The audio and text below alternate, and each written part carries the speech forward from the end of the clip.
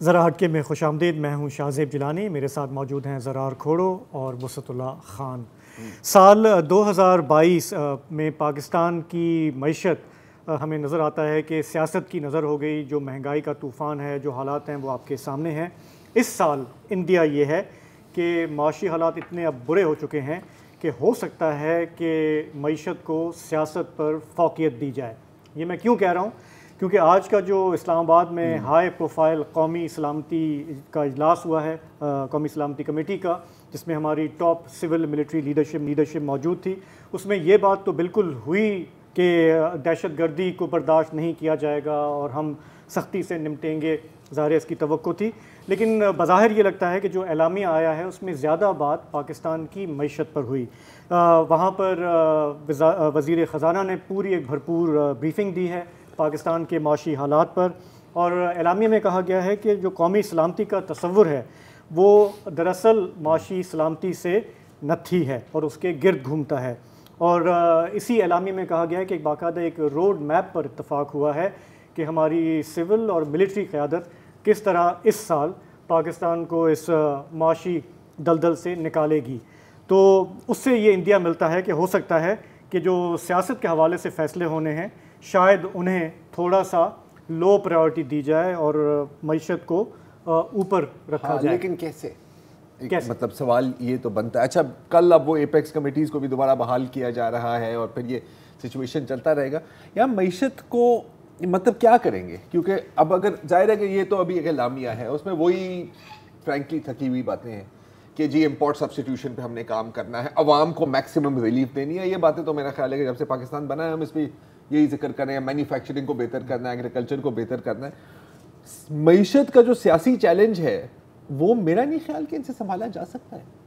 I mean अगर अब आप देखें, मुझे तो ख़तरा हो रहा है कि अभी इस साल में इलेक्शंस होने हैं। मैं जनरल इलेक्शंस की बात कर रहा हूँ, कौमी इंतखाबात, राइट। लोकल बॉडीज इलेक्शन तो कराने से आप डर रहे हैं। हाँ, हर दिन कोई ना आ जाता है, फिर कोर्ट बीच में आ जाती है। अच्छा, इलेक्शन कमीशन ऑफ पाकिस्तान भी, मुझे पता है कि खान साहब ये बात बार बार करते हैं, लेकिन इसमें तो लग रहा है कि वो बिल्कुल बी टीम का रोल अदा कर रहे हैं। माजरत के साथ मुझे कहना ज़रूरी है। तो जनरल इलेक्शंस ये कैसे कराएंगे? अच्छा, और क्यों नहीं कराएंगे वो भी बड़ा क्लियर है, आपने अभी वाजे कर दिया है। पिछले महीने 25% तक आपकी महंगाई चली गई थी। अब खान साहब के बारे में हम क्या रोते थे? हाँ, और हर शो यही होता था, हर वो पूरी महंगाई मार्च भी हुई कि सब बड़ी महंगाई हो गई है, बड़ी महंगाई हो गई है, इनको जाना पड़ेगा, इनसे हैंडल नहीं हो रहा। अब क्या हो रहा है? अभी एक्चुअली नज़र भी ये आ रहा है कि ये जो 9 जनवरी को जनीवा में तैयारी हो रही है ना, हमारा भी डेलीगेशन जाएगा IMF के पास। आपको जाना पड़ेगा, कोई ऑप्शन तो नहीं है हमेशा। और फिर ज़ाहिर है कि महंगाई और बढ़ेगी। तो एक जो इसमें मिलिट्री का एलिमेंट है कि ये फैसले सिर्फ सियासी लोग जो है, सियासी गवर्नमेंट उसकी ओनरशिप ना ले, बल्कि मिलिट्री भी ले, क्योंकि ये हमारे अनअवॉइडेबल हैं। हाँ। इस वक्त आप लॉ एंड ऑर्डर की हाइब्रिड नहीं कहते थे एक ज़माने में? हाइब्रिड नहीं कहते थे, बिल्कुल। तो बहुत ज़्यादा देर पुरानी बात नहीं है ये। मुझे ये इसलिए इंटरेस्टिंग लग रहा है कि नेशनल सिक्योरिटी काउंसिल की मीटिंग में इकोनॉमी पे इतनी ज़्यादा बात होना, दैट इज़ सिग्निफिकेंट। लेकिन हम ज़ाहिर है कि आने वाले दिनों में देखेंगे कि ये वाकई ऐसा है जैसा हम रीड कर रहे हैं या इसका कुछ और है। लेकिन साथ ही हमने देखा कि पिछले एक हफ्ते के दौरान जो इमरान खान साहब और जनरल बाजवा के दरमियान जो शिकवे शिकायत हैं वो सिलसिला चल रहा है भरपूर तरीके से। आज भी GNN न्यूज़ चैनल पे इमरान खान साहब ने इंटरव्यू दिया है, जिसमें उन्होंने बेसिकली ये बहुत क्लियरली कहा कि उन्हें अभी तक समझ नहीं आ रही कि वो अपनी इस गेम में आउट मैनूवर कैसे हुए। और उनका एक क्लिप सुन लेते हैं कि उन्होंने आज क्या कहा। काफ़ी शक थे कि क्या हो रहा है, हमें समझ नहीं आ रही थी। एक बात जनरल बाजवा कहते थे, एक ग्राउंड पे हो रही थी, एजेंसीज़ हमारे लोगों को तोड़ रहे थे, लेकिन जनरल बाजवा कह रहे थे हम न्यूट्रल हैं। तो वो हमें समझ नहीं आ रही थी। लेकिन अब तो सारी चीज़ें सामने आ गई हैं। मुझे तो ये भी नहीं समझ आ रही थी कि हुआ क्या, क्योंकि ये कहना शुरू हो गया कि मैं जनरल फैज़ को चाहता हूँ आर्मी चीफ़। मैंने तो कभी सोचा ही नहीं था पिछली गर्मियों यानी 21 की गर्मियों में कि आर्मी चीफ़ अगली नवंबर में 22 की नवंबर में कौन बनेगा। तो जो और उनके कंटेंडर्स थे वो मुझे सुना कि वो मेरे ख़िलाफ़ हो गए, जो जनरल फैज़ की जगह जिन्होंने बनना था। मुझे उसका भी आइडिया नहीं था। तो ये एक गेम चली गई जिसकी मुझे पूरी तरह समझ ही नहीं आई। और तो आहिस्ता आहिस्ता बाद में जब आप देखते हैं तो आपको फिर समझ आनी शुरू हुई कि इसके पीछे एक पूरा प्लान था। खान साहब बिलाशुबा बहुत ही ज़हीन पॉलिटिकल लीडर हैं, लेकिन यहाँ पे वो इतराफ़ कर रहे हैं कि उन्हें बिल्कुल समझ नहीं आ रही थी कि हो क्या रहा है। और जो ब्रेकअप हुआ, सियासी ब्रेकअप उनका जनरल बाजवा के साथ, उसमें वो टर्निंग पॉइंट क्या था जब इन्होंने महसूस किया कि अगले का रवैया कुछ बदला है? एक्सटेंशन हो गई ना, तो एक जनरल बाजवा एक्सटेंशन से पहले थे, एक बाद में थे। जो एक्सटेंशन होगी तो मेरे ख्याल में उन्होंने फिर जो वोट पास करवाया असेंबली के अंदर, सारी इन पार्टीज़ को साथ मिलाया और नून लीग को ख़ास तौर पे ऑन बोर्ड लिया, तो मेरे ख्याल में तब अंडरस्टैंडिंग हो गई थी इनकी। लेकिन मैं आपको बताऊं, मैं जनरल बाजवा को ट्रस्ट करता रहा। हालांकि मुझे साइंस दूसरे भी थे, लेकिन मैं सोचता था कि जो इस्टेब्लिशमेंट है वो मेरी तरह सोच रही होगी। उसका स्टेक पाकिस्तान में है। अगर पाकिस्तान जाता है तो सबसे पहले इस्टेब्लिशमेंट को नुकसान होता है। अगर करप्शन से मुल्क बैठता है तो इस्टेब्लिशमेंट को वही दर्द होगी जो मुझे है करप्शन की जंग के ख़िलाफ़। तो मैं ये समझता रहा कि इनकी जो ये मेरे साथ ही जनरल बाजवा भी वही सोचते होंगे जो मैं सोच रहा हूँ। तो वो कभी इसके ख़िलाफ़ गए नहीं। वो इंडिकेशन यही देते रहे कि हाँ मैं भी यही, इनको बुरा भला कहते थे कि बड़े करप्ट हैं ये। तो दर्द भी एक था, सोच भी एक थी, लेकिन फिर शायद मफादात ख्याल था कि सोच एक है और दर्द एक है, लेकिन ज़ाहिर है ऐसा नहीं हुआ था। ब्रेकअप के बाद ऐसी बातें होती हैं। वैसे ये जो कह रहे हैं कि मेरा ख्याल था कि जनरल बाजवा भी इसी तरह सोच रहे होंगे जैसे बुलबुल के लिए सोच रहा हूँ। उधर जनरल बाजवा भी ये सोच रहे थे कि यार खान साहब उसी तरह सोच रहे होंगे जिस तरह मैं सोच रहा हूँ। मुश्किल है यहाँ कि वो ऐसा सोच रहे वहाँ कोई गड़बड़ हो गई है। अच्छा, ये सारा जो मेला रुमाल लूटा जा रहा है, जो हम गुफ्तगू कर रहे हैं, बेसिकली जावेद चौधरी साहब के जो कॉलम है उन्हीं से शुरू हुआ। बहुत ही ज़बरदस्त कॉलम उन्होंने 2 लिखे जिस पे बड़ी चर्चा हुई। अब उसमें यह है कि वो चूँकि 2 साल की पाबंदी शायद है, उसकी पाबंदी कर रहे हैं बाजवा साहब के, वो नहीं खुल के सामने आ सकते, घूम के आना पड़ता है। तो वो वाया ठट्टा जो है उन्होंने गुफ्तगू की। और अब मेरा ख्याल है, पता नहीं लोगों को मालूम है कि क्या गुफ्तगू हुई जी, उसका खुलासा मैं बता देता हूँ।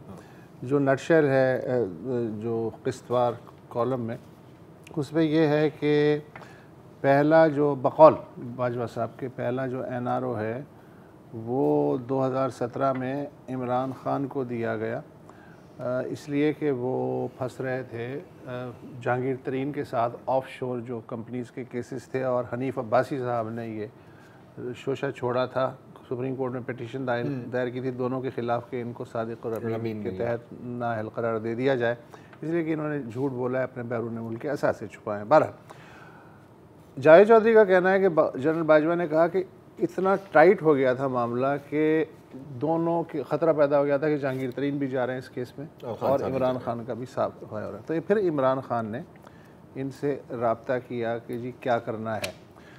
इन्होंने चीफ जस्टिस साकिब निसार से रब्ता किया। अच्छा, इसमें नीडलेस टू से कि फैज़ हमीद साहब साथ साथ हैं।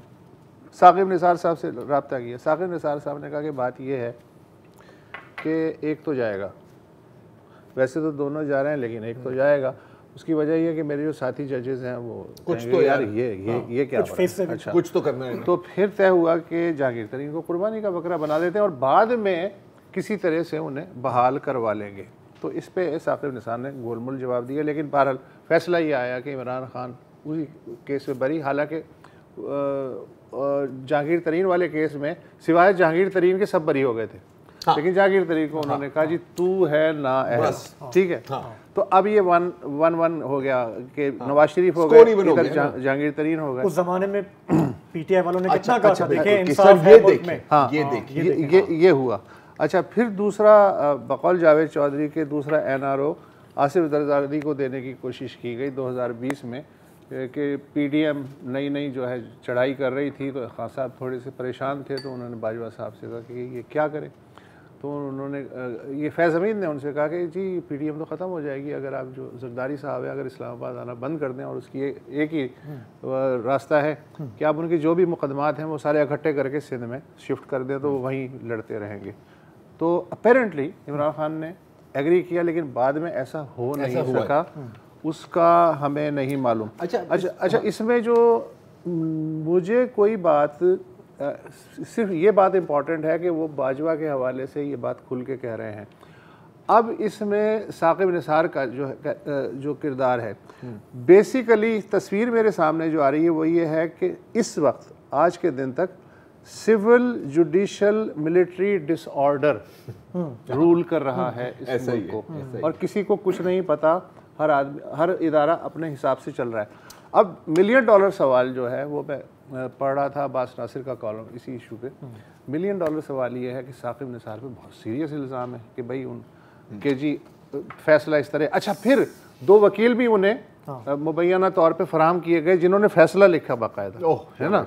तो इतने जो संगीन इल्ज़ामात लगे हैं। अब साकिब निसार ये तो कह रहे हैं जी ये झूठ है, लेकिन क्या वो जनरल बाजवा या जावेद चौधरी या जो भी लोग हैं, फैज़ हमीद, उनके खिलाफ डिफेमेशन का केस करेंगे? इसलिए कि उनको तो सीधा सीधा उन्होंने घसीटा है। तो अब्बास नासिर आगे लिखते हैं कि मेरा नहीं ख्याल कि वो करेंगे, इसलिए कि उनके साथी जजों ने शायद मशवरा करें तो वो यही कहेंगे कि सर जान दो वीडियो शीडियो दे ज़माने में, अल्लाह जानता है कहाँ की वीडियो है कहाँ की। अच्छा सॉरी, इसमें एक बात का इजाफा करूँ कि ओन चौधरी भी कमोपेशी यही बातें करते हैं NRO के बारे में। तो ये सारी चीज़ें ना सक्सेशन में हो रही है, ये war of leaks and exposes चल रहा। मेरा तो ख्याल है कि सब एक दूसरे को बहुत अच्छे तरीके से एक्सपोज कर रहे हैं, बुरे तरीके से नहीं, क्योंकि ये अच्छा है, ये अच्छा है। बिकॉज ये वो सारी बातें हैं वुसअत और शाहज़ेब जो पिछले 3-4 सालों में हम थोड़ा सा वो विस्पर करके बातें करते यार, विस्पर नहीं, खान साहब खुद अपने ज़बान से नहीं, मैं कह रहा हूँ अब बात हो रही है ना खुल के। हाँ, और ये अच्छी बात है। वो कह रहे हैं जी हमें तो बजट पास कराने के लिए एजेंसियों की मदद लेनी पड़ती थी। चीफ व्हिप साहब जो हैं वो तो एजाजी थे। फिर पोतड़े धोने की जो बात की थी परवेज इलाही ने कि जी आखिर कब तक इस्टेब्लिशमेंट इनके पोतड़े धोती है, एक दफ़ा तो खड़ा होना था। बात है ना यार कि देखें, अगर इस्टेब्लिशमेंट आपके वोट के लिए आपकी मदद कर रही है वो अच्छी बात है, अगर इस्टेब्लिशमेंट आपके मुखालफों के लिए, मुखालफिन के लिए आपके लोग तोड़ रही है वो बुरी बात है। लेकिन सर बुरी ये सब जो बातें आज हम सुन रहे हैं हॉर्सेस माउथ से, ये उस वक्त भी नजर आ रही थी और मुल्क के अंदर बहुत सारे लोग इस पे बात कर रहे थे, लेकिन उनका गला दबा दिया जाता था। यार नहीं, ये इंपॉर्टेंट पॉइंट है। हाँ, ये मैं सिर्फ ये कह रहा हूँ कि उस वक्त हम जो भी इंडिपेंडेंट लोग हैं इस मुल्क में उनको झूठा करार दिया गया, उन्हें गद्दार कहा गया। आज वो सारे कैरेक्टर्स जो है वो आके खुद एडमिट कर रहे हैं। मैं तो कहता हूँ बहुत अच्छा है, बहुत अच्छा है कि ये ट्रांसपेरेंसी के लिए अच्छा है। वुसअत जो बात कर रहे हैं वो है अकाउंटेबिलिटी की ना, कि आप आके आप पूरी धमा चौकड़ी मचा दें 4-5 साल मुल्क के साथ खेल लें, फिर आप आके बोलेंगे जी कि अब हम क्योंकि हमने एडमिट कर लिया, क्योंकि हम जजेस हैं या हम जनरल्स हैं तो हमें हाथ नहीं लगाया जा सकता।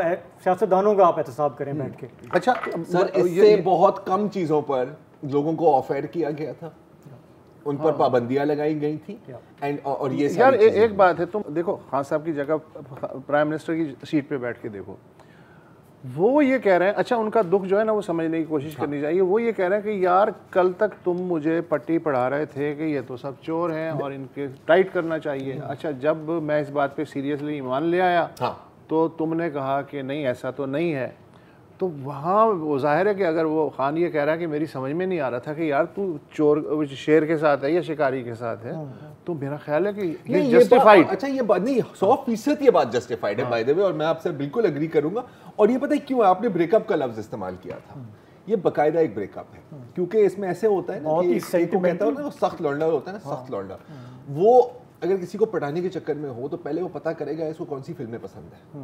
हाँ, अगर उसने वो फिल्म देखी भी है या नहीं देखी है, वो कहेगा वो शाहरुख का फैन है, वो कहेगा जी शाहरुख की क्या परफॉर्मेंस थी, हालांकि उसने कोई शाहरुख की मूवी ही नहीं देखी।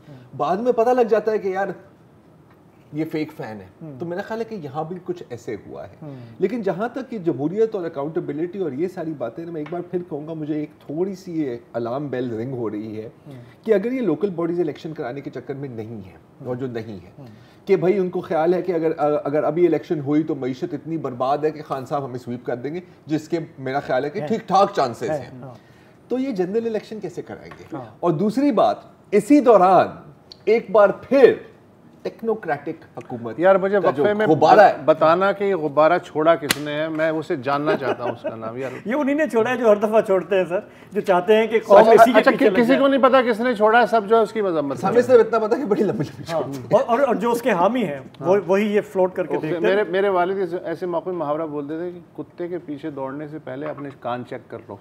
किसी ने कहा ना कुत्ता कान ले गया। वक्फा ले लें। Welcome back. मौजू दूसरा है, लेकिन इसे जो मौजू चल रहा है उसी की कंटिन्यूटी आप फर्ज कर सकते हैं। यार अल्ताफ हुसैन का नाम ले सकते हैं स्क्रीन? जी ले सकते हैं। अच्छा, हालात चेंज हो गए। अच्छा, भाई भी कह सकते हैं, मूड है। लेकिन अल्ताफ हुसैन साहब की वीडियोज़ आती रहती हैं सोशल मीडिया पे। ताज़ा तरीन जो हमने वीडियो देखी है उसमें उन्होंने शिकायत की है फ़ौज के सरबराह जनरल आसिम मुनीर साहब से कि उन्होंने कोई ख़त भेजा था उन्हें, जिसका उन्होंने जवाब तक नहीं दिया। और ख़त में शायद उन्होंने ये कहा था कि देखें, हर तरह की तंजीमों को ऑपरेट करने की यहाँ इजाज़त हो रही है, सिवाय मेरी जो MQM है, जिसको इस्टेब्लिशमेंट या दूसरे लोग MQM लंदन के नाम से जानते हैं। तो ये एक शिकवा था अल्ताफ हुसैन का जो इस वक्त लंदन में है। लेकिन बात यहीं ख़त्म नहीं होती। कराची में जो ख़बरें गर्दिश कर रही हैं वो ये हैं कि इस वक्त फिर MQM के जो मुख्तलिफ़ धड़े हैं, जिनमें MQMP बहादराबाद, MQM हकीकी, पाक सरजमीन, शादबाद पार्टी, फारूक सत्तार साहब का जो ग्रुप है वो, इन सब को मिलाने की कोशिश की जा रही है। क्यों मिलाने की कोशिश की जा रही है, अल्लाह बेहतर जानता है या मिलाने वाले बेहतर जानते हैं। 2017 में भी ऐसी ही कोशिश की गई थी PSP और MQMP को साथ बिठाने की।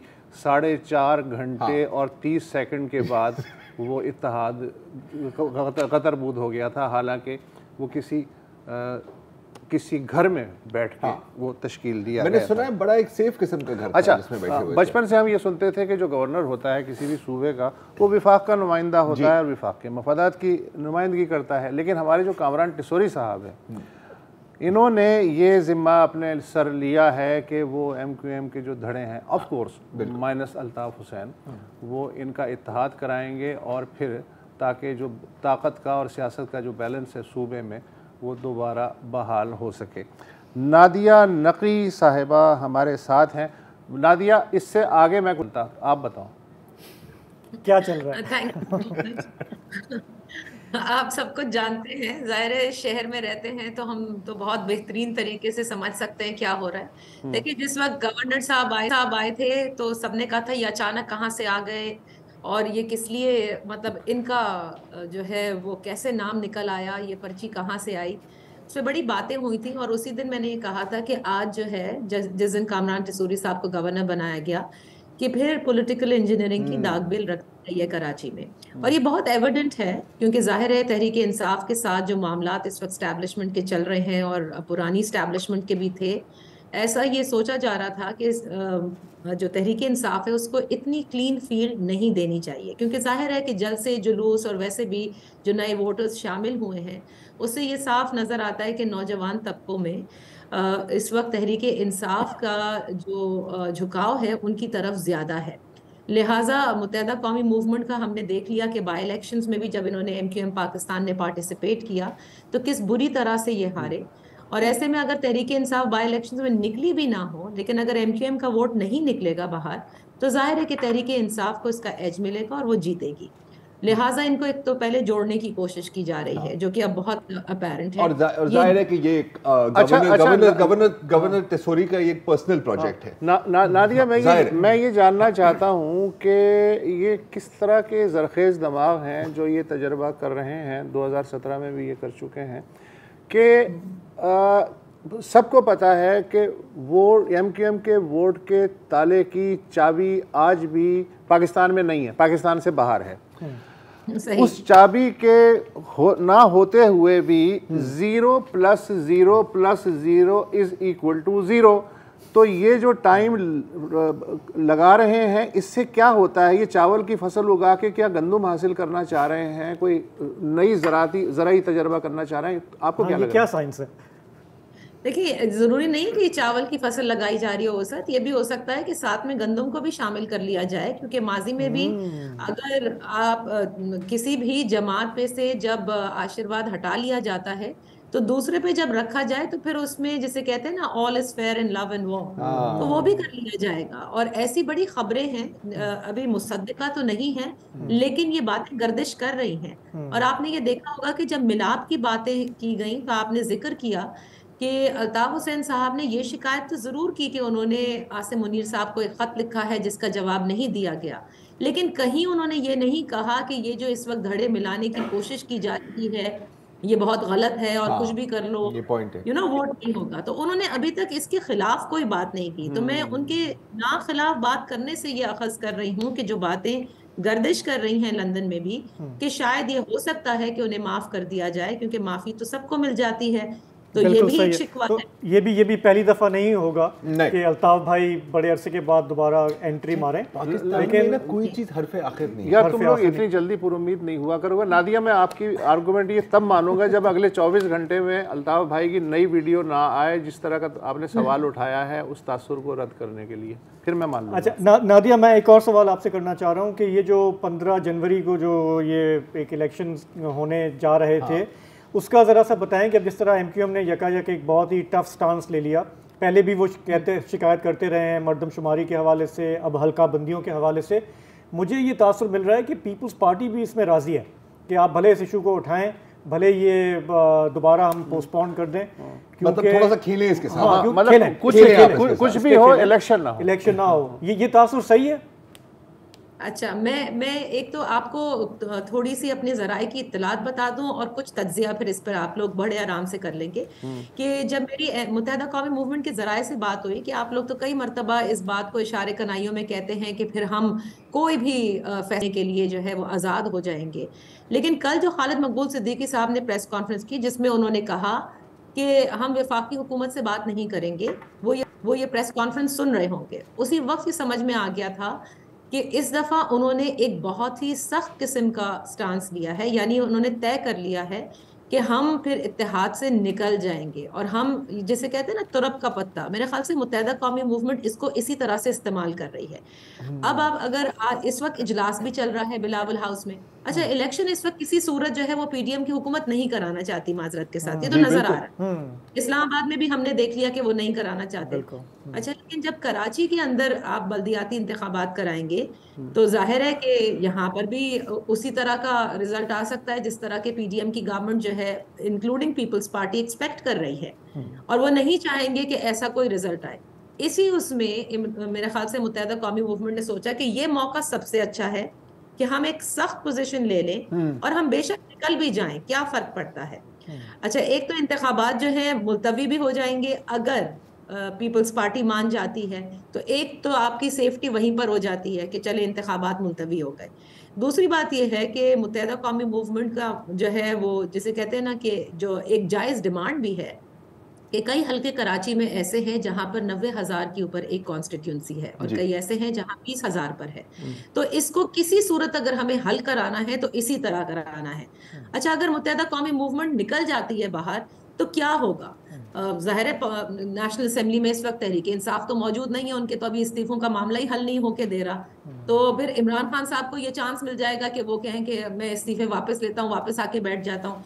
ना भी कहें तो आरिफ अलवी साहब के पास ठीक उसी तरह जैसे पंजाब में गवर्नर के पास ये राइट है कि वो उन्होंने कहा कि भाई परवेज इलाही साहब के लिए वो समझते हैं कि vote of no confidence, vote of confidence लें, यानी एतमाद का वोट लें, क्योंकि उन्हें ये लगा कि वो एतमाद का वोट खो चुके हैं। इसी तरह आरिफ अलवी साहब भी कह सकते हैं कि जी एतमाद का वोट लें आप शहबाज शरीफ साहब।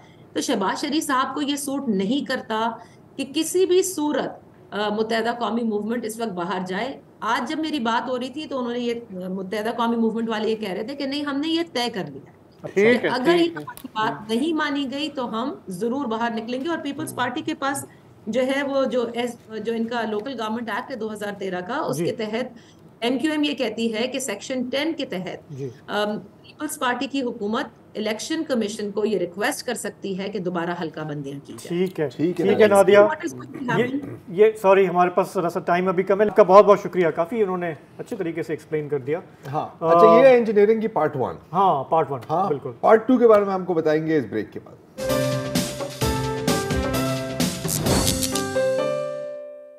Welcome back.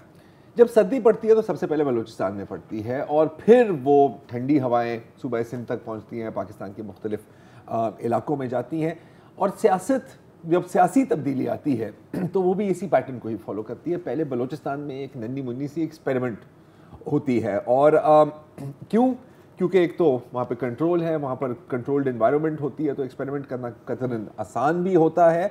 और क्योंकि बलूचिस्तान है तो लोगों का फोकस ज़्यादा नहीं होता, हम देख रहे होते हैं पिंडी, हम देख रहे होते हैं इस्लामाबाद, लाहौर, कराची, कभी कभी पेशावर, लेकिन क्वेटा तक कम ही कोई देखता है कि मुझे याद है क्या चल रहा होता है। 2016 में नवाज शरीफ की जो फेडरल हुकूमत है उसे गिराने के से पहले ये जो सूबाई हुकूमत थी बलूचिस्तान की, जिसमें नून की अक्सरियत थी, पहले उसे ख़त्म किया गया था और उसके बाद वो हवाएं आप वाली जो है वहाँ तक गई थी। तो बलूचिस्तान एक बड़ी प्यारी पॉलिटिकल और स्ट्रेटेजिक लैब है। पहले पढ़ते हैं, प्रोटोटाइप बना के और फिर वो दम दरूद हर जगह फैल जाता है। बलूचिस्तान अवामी पार्टी नाम तो आपने सुना ही होगा, कैसे बनी और कैसे अब मेरा ख्याल है कि ख़त्म ही हो रही है।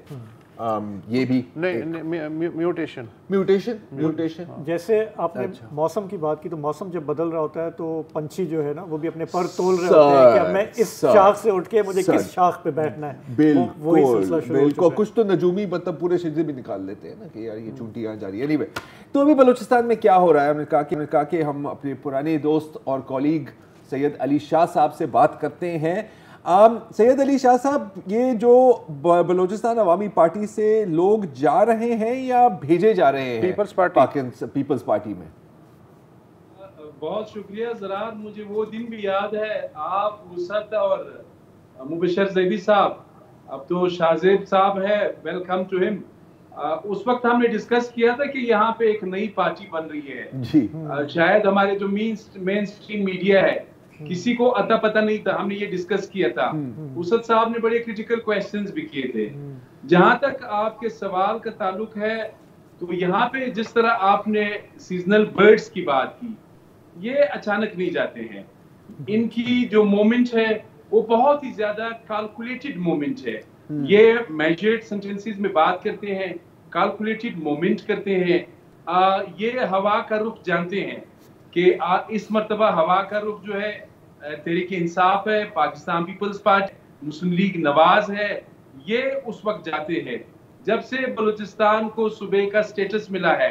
70s की बात कर रहा हूँ, उस वक्त से लेके फिर 2018 के जनरल इलेक्शंस तक ये पहले ग्रैंडफादर जो था वो मिनिस्टर था, एमपीए था, फिर बैठा बना, आज नवासा है।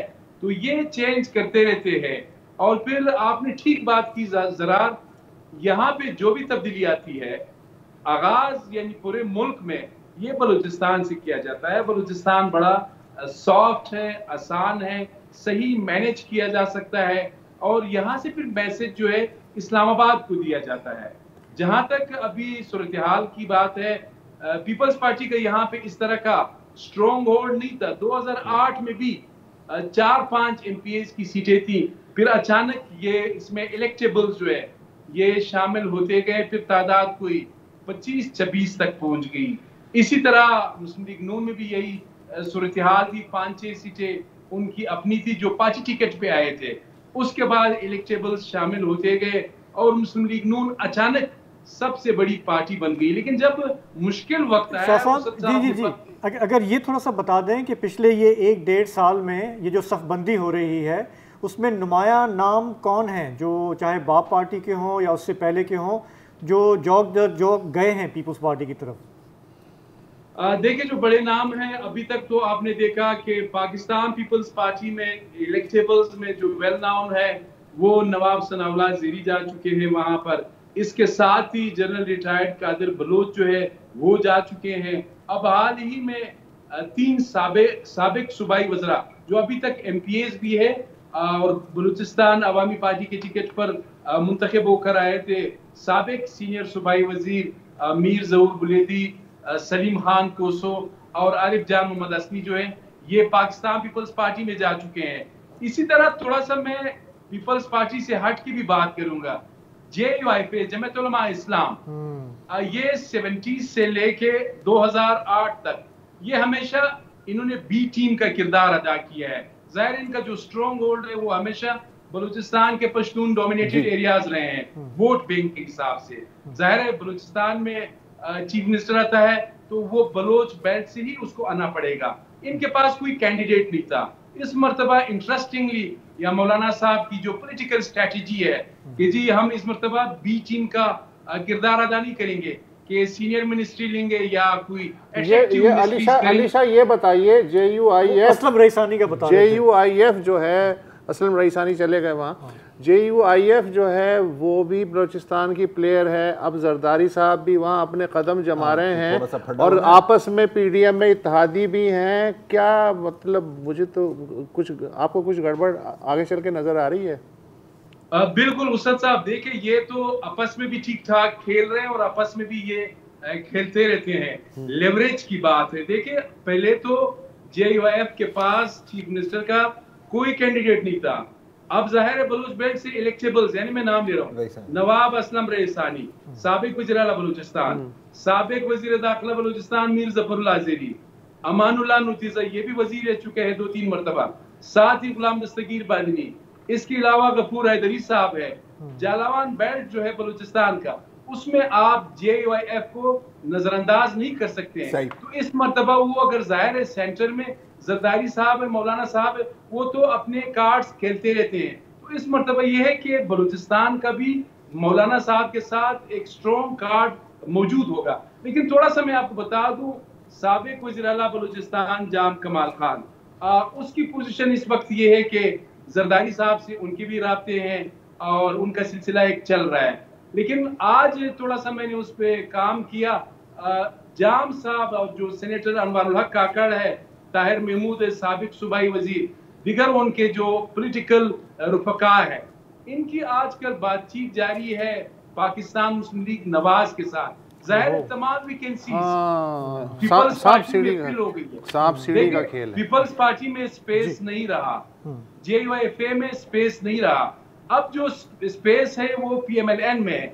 PTI तो उसद साहब आपको पता है कि वो आजकल के दौर में खसारे का सौदा है। बलूचिस्तान में तो खासकर खसारे का सौदा है। तो इलेक्टेबल्स कोई खसारे का सौदा नहीं करेंगे, उनको by hook and crook power चाहिए। Thank you so much, thank you.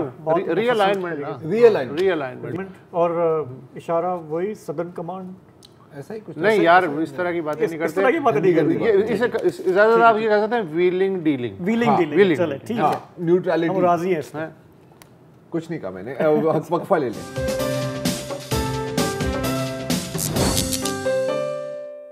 Welcome back. पिछले हफ्ते एक इंतहाई खौफनाक खबर मंजर आम पर आई, और ये दया भील के कत्ल के बारे में डिस्ट्रिक्ट सांगड़ में। डिटेल्स इतनी खौफनाक है हम आपको बयान भी नहीं कर सकते। और मतलब अभी तो काफ़ी साल हो गए हैं, हर किस्म की कत्ल और हर किस्म के इस तरह का जो जुर्म और इस तरह की जो बर्बरियत है, मेरा ख्याल था कि हमने देख ली है। लेकिन ये जो कत्ल है, सर कलम किया गया है, खाल उधेड़ी गई है, मतलब ऐसी डिटेल्स हैं कि आपको समझ ही नहीं आती कि ये क्या हो रहा है। तो इसके काफ़ी शोर मचा था, लेकिन बदकिस्मती से यहाँ पे हर एक चीज़ सियासत की नज़र ही हो जाती है, सियासत के नीचे दब जाती है, तो इतना इसके ऊपर फोकस नहीं हुआ। तो आज शाहजेब आपकी बात हुई है कुछ पुलिस वालों के साथ। अच्छा, दया भील, मैं आपको इतना बताना चला हूँ कि 40 साल की उम्र थी, 5 बच्चे थे इनके जो मियाँ थे वो कुछ साल पहले फौत हो गए थे, उनका इंतकाल हो गया था, और ये सुबह कोई 11 बजे गायब हो गई, जो बाहर निकली थी खेतों में, और फिर इनकी लाश मिली रात के 8 साढ़े 8 बजे। चेहरा इसलिए नहीं पहचाना गया कि चेहरे पे खाल ही नहीं थी, सिर्फ खोपड़ी सी थी। तो जैसे आपने कहा, ये वाकया है संजोरो का इलाका है, ज़िला सांगड़ में। उसके करीब एक गांव है जिसका नाम आता है डेप्टी के नाम से, ठीक है ना। वहाँ पे ये भील कम्युनिटी, हमें पता है कि हिंदू बरादरी में भी सबसे पिसा हुआ तबका है, तो बहुत ही गरीब पसमानदा लोग। ये अपनी बच्ची के साथ ज़मीनों में काम कर रही थी, दोनों बच्ची और ये वापस आ रहे थे, तो इन्होंने बच्ची को कहा कि तुम चली जाओ, मैं आती हूँ, मुझे थोड़ा सा और काम है। उसके बाद जब ये नहीं मिली तो इनको ढूंढते रहे, इनका बेटा ये। फिर जाके रात को 8 बजे इनकी एक लाश मिलती है, जो आपने बताया कि वो अनबिलीवेबल है कि इतनी बारबैरिटी जो है पुलिस को नहीं समझ आ रही, पुलिस को समझ में नहीं आई। तो वहाँ पे जो पुलिस इन्वेस्टिगेट कर रही है, ज़ाहिर है कि केस रजिस्टर हो गया है। उन्होंने कहा है कि जी हमने कोई 19 जो मुश्तबा शख्स हैं उनके DNA सैंपल्स लिए हैं, इनके हमने भेजे हुए हैं कराची में, वो रिज़ल्ट आने में 4-5 दिन लगेंगे। उन्होंने कहा कि हमने जियो फेंसिंग की है, उन्होंने कहा कि जी हमने इसके अलावा जो फोरेंसिक्स है वो हम बिल्कुल जिस तरह सीरियसली उसको लेते हैं लिए इंटेलिजेंस एजेंसीज इन्वॉल्व हैं। मैंने कहा वो क्यों इन्वॉल्व हैं? उनका देखें, एक तो वो खातून, दूसरा हिंदू खातून थी, तो बाहर मुल्कों में प्रोपेगेंडा हो सकता है लेकिन एक बहुत ही सीरियस क्राइम है और बहुत ही, इवन पुलिस ने कहा कि ये इतना हमने नहीं देखा। हमारे मुल्क में आए दिन ख़वातीन के साथ ज़्यादतियाँ होती हैं, मर्डर्स होते हैं, बच्चों के साथ होते हैं, नन ऑफ देम आर, आप उसको वो नहीं कर सकते, लेकिन इसकी जो बारबैरिटी है वो बहुत ही हौलनाक है। अच्छा, पहले जब मैंने मतलब क्योंकि लोग आपको पता है ना पोस्ट कर देते हैं सोच, पहले मैंने देखा, मैंने कहा यार ये स्टेज तस्वीर है, यकीन नहीं आया, मैं यकीन ही नहीं आया, मतलब लिटरली ऐसे लग रहा था कि ये नहीं, ये तो हो ही नहीं सकता। क्योंकि देखिए हम क्या एक्सपेक्ट करते हैं यार, हम एक्सपेक्ट करते हैं कि यार कोई दुश्मनी होती है, ठीक है, या फिर रेप के बाद कत्ल किया जाता है, ज़्यादा ज़्यादा आपने गला काट दिया, सर तन से गला काट दिया। सो इस केस में ज़रा उनका कहना है कि लगता कि अभी तक जो है ना रेप के शवाहिद अभी तक नहीं मिले, दे आर स्टिल इन्वेस्टिगेटिंग, उन्होंने स्वाब्स लिए हैं, वो टेस्ट करा रहे हैं। रेप के बाद जो मर्डर होता है ना, आई मीन तशद्दुद भी होता है, there is no two ways about it, जलाया जाता है, काटा जाता है, इस तरह कभी नहीं। और दुश्मनी भी इत्मीनान से बैठ के जिस तरह, हाँ मतलब पुलिस ने कहा कि ये जो इन्होंने पूरा जो ये किया है, स्किनिंग की है या जो भी किया, उसमें 2-3 घंटे की कार्रवाई है, और उन्होंने कहा कि रेजिस्टेंस के इसलिए नहीं है कि उसको उनमें पहले यहाँ पे जो मारा गया है उसके बाद तो वो कुछ नहीं कर सकी। लेकिन बहुत ही मिस्टीरियस है, पुरस्रार है, क्योंकि उन्होंने कहा कि पूरे गाँव में हमने वो इंक्वायरी की है, कोई चीखो पुकार की आवाज़ नहीं आई कुछ, क्योंकि जिसने भी ये किया है उसने फिर बड़े आराम से बैठ के अपना ये जो और कहीं बैठ के किया है, कहीं बैठ के किया है। ऐसा नहीं है ना कि आप खेतों के कोने में जाके ऐसा काम करते हो, it takes time and it takes determination. और अगेन अब मैं कुछ स्पेकुलेशन इसके ऊपर देख रहा था, और जाहिर है कि ये चीज़ कंफर्म नहीं है, लेकिन शायद इसमें कोई काले जादू या काले इल्म की भी एंगल आती है। ये भी पुलिस ने कहा कि वहाँ पे कम्युनिटी में भोपू जो होते हैं, जो मतलब जिनको आप ये जादू टोने वाली शख्स से हो, 2 उन्होंने वो भी पकड़े हैं, लेकिन ये अभी पुलिस कह रही है कि हम उस तरफ हमें लग नहीं रहा कि ऐसा कोई सिलसिला था, लेकिन बहुत सारे सवाल हैं इसमें है। अब फैमिली के साथ किसी की दुश्मनी पे भी जाहिर है पुलिस वो तो देखेंगे, लेकिन देखिए दुश्मनी भी किस हद की है वो सर, मतलब ये आपने भी देखी है, ये कोई नॉर्मल किस्म की दुश्मनी नहीं होती, ये तो पता नहीं क्या है, कोई इंडिविजुअल साइकोपैथ, यार साइकोपैथ का भी साइकोपैथ। आई मीन आप देखिए कि मतलब बहुत कम आपको दुनिया में सीरियल किलर्स मिलेंगे जो इस तरह कत्ल करते हैं किसी का, बिल्कुल। और मतलब अगेन ये जो ब्लैक मैजिक वाली एंगल है, फिर मैंने थोड़ी सी इसके ऊपर देखा भी, तहकीक भी की, ये इस तरह के काफ़ी इंसिडेंट्स होते हैं। अभी जैसे पिछले साल नवंबर में एक बच्चे की लाश मिली 2-2.5 साल की लाहौर में एक कब्रिस्तान से, और उसके ऊपर कुछ अजीब व गरीब लिखा हुआ था, ठीक है। फिर अगर आप जाए 2004 कसूर में, तो एक टीनेज लड़के को अगेन किसी ये बाबा या आलिम टाइप ने कहा कि जी तुम एक 8 साल की लड़की का बलि चढ़ाओ, उसको कत्ल करो तो फिर तुम्हें कामयाबी मिलेगी। और इस तरह के फिर देखते देखते किस तरह के कोई 5-6 और केसेस आपके सामने आते हैं, तो ये चीज़ भी चल रही होती है साथ साथ। मुझे ये लगा पुलिस से बात करके कि जिस तरह उन्होंने बताया ना, जो इन्वेस्टिगेशन जिस तरह से और फोरेंसिक्स, क्योंकि ये हम शहरों में प्रेशर पड़ता है हाई प्रोफाइल तो ये करते हैं, वैसे हमारे बहुत बुरा हाल है हमारे इसका इन्वेस्टिगेशन का ना, उसी में सब कुछ गायब हो जाती हैं। तो मेरा इंप्रेशन ये है कि ये इसको काफ़ी सीरियसली ले रहे हैं। सिंध गवर्नमेंट ने भी उनको काफ़ी वो किया है कि जी आप हमें रिपोर्ट दें। तो ये वो कसूर ज़ैनब वाला जो केस था कसूर में, उसमें भी आपको याद होगा, उसमें भी मल्टी एजेंसी कोऑपरेशन थी, और ये भी इसलिए हुई थी कि इतना उसके ऊपर फोकस किया गया था। तो इसमें केस में भी फोकस करना मेरा ख्याल है लाजमी है, ज़रूरी है, क्योंकि जिसने ये काम किया है ना, सॉरी एक आखिरी बात, मेरा नहीं ख्याल कि उसका ये पहला था। हाँ, वो जिस इत्मीनान से ये आपका फर्स्ट मर्डर इस तरह नहीं हो सकता सर, ऐसा नहीं, और ना ही ये उसका आखिरी होगा। सीरियल किलर्स को काफी स्टडी करते रहे तो आपने जो पुलिस ऑफिसर से बात की वो कितने होपफुल हैं? तो उन्होंने ये कहा कि मैं इसलिए अभी ऑन द रिकॉर्ड आके बात नहीं कर सकता क्योंकि हम 4-5 दिन में एक्सपेक्ट कर रहे हैं कि हमारे सारे DNA रिजल्ट्स आ जाएंगे वापस, और उसके बाद हम इसको मैच कर लेंगे, तो then I can talk to you. लेकिन फिलहाल हम अपना काम, कुत्तों का भी इस्तेमाल कर रहे हैं वहाँ पे जी, कुत्तों का इस्तेमाल किया। उन्होंने बताया कि जो पहली लीड मिली वो कुत्ते ने जो जाके सूंघ अच्छा, के जो अच्छा, रास्ता जो उसने चादर दिखाया, जो शो- हाँ उन्होंने कहा वो बहुत ही अनयूजुअल सा रास्ता है, वहाँ से आप गुजर के जाते भी नहीं है मतलब आप किसी मकसद के लिए गए होंगे वहाँ पे। किसी। और फिर उन्होंने कहा कि बाद में जब हम गए तो वहाँ से खातून का दुपट्टा हमें वहाँ से मिला, तो जिससे हमें ये कंफर्म हुआ कि ये वही कि जगह। अगर if she was drag there, उनको घसीट के ले गए या वो गई हैं किसी और वजह से वहाँ पे, तो वाक़या वहीं पे हुआ है। तो बज़ाहिर लग रहा है कि पुलिस अपना काम कर रही है, लेकिन ज़ाहिर है कि इसको ये सॉल्व जब तक नहीं होगा तो इसकी जो पुरस्रारियत है, हाँ नौयत इस क्राइम की, वो अगर आप दंग रह गए यार तो एक ही मुझे सीरियल किलर जानता हूँ मैं जिसने इस लेवल की हरकतें की थी, और वो था अमेरिका में, आई थिंक 1940s 1950s में, एड गियन। अच्छा, उसको जब आखिर में बिलाखिर गिरफ्तार किया गया, ठीक है, तो उसका एक हट था, कैबिन था, जिसमें वो मतलब लाशें वाशें भी सारी चीज़ रखता था।